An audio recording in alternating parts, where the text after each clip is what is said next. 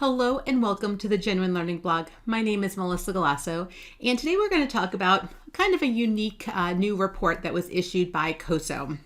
Many of you are probably familiar with COSO.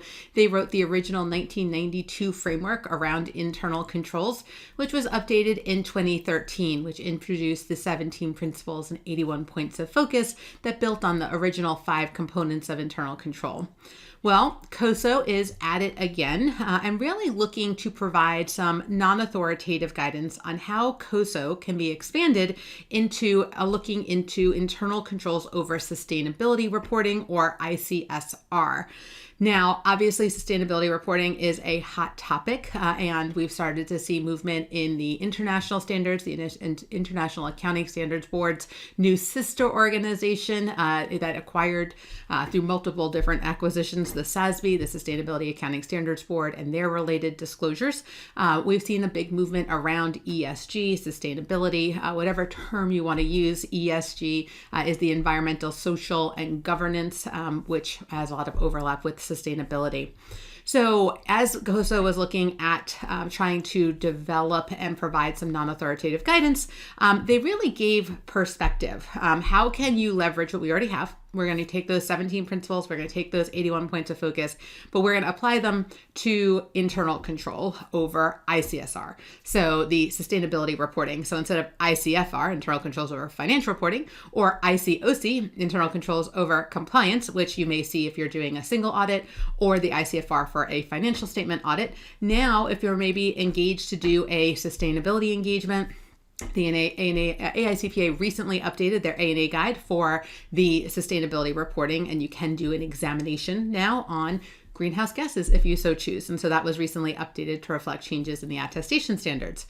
So if you are engaged, or if you're an organization and you want to develop internal controls around sustainability, there really wasn't a lot of guidance out there. And so they are providing some, again, non-authoritative guidance around how the current framework, the COSO 2013 framework, can be applied to these sustainable business activities and information. And so basically the way this is laid out, each of the 17 principles in COSO 2013 is explained and interpreted for application to sustainability. So literally walking through each of the 5 components, each of the 17 principles, and saying, okay, this is what it says. What does that look like in terms of sustainability reporting?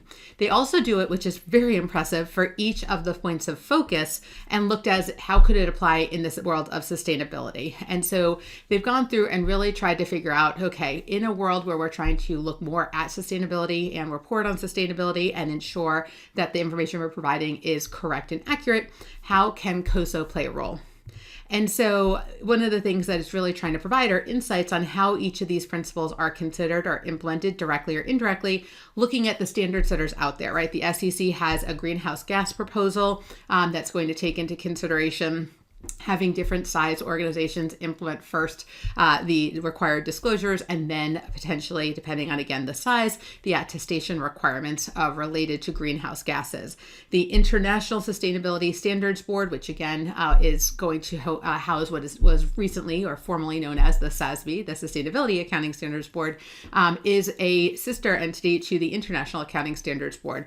And so we're seeing a movement both here in the United States as well as overseas around this reporting. Well, how do we ensure this reporting is correct and accurate? So as a result, they do provide various case studies showing how you could develop this, how you can document your internal controls with respect to sustainability.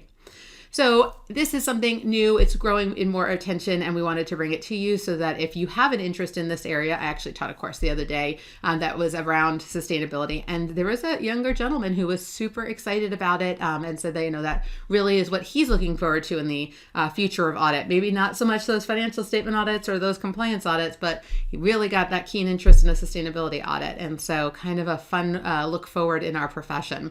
So just a little bit of an update on if you have an interest in this area, where you can take a look to learn more.